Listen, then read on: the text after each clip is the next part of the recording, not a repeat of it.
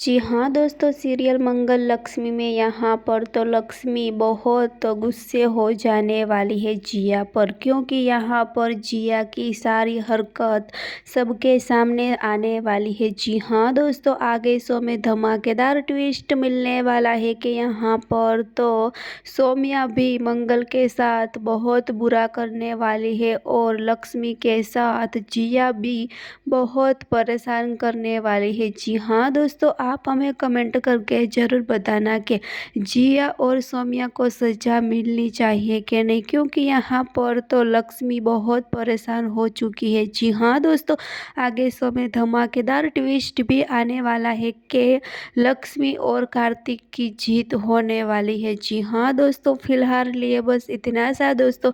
आगे देखने के लिए जुड़े रहिए, सब्सक्राइब और कमेंट करके हमें ज़रूर बताना कि लक्ष्मी और कार्तिक की जोड़ी अच्छी लगे है कि जिया और कार्तिक की जोड़ी अच्छी लगे है। जी हाँ दोस्तों, फिलहाल लिए बस इतना सा।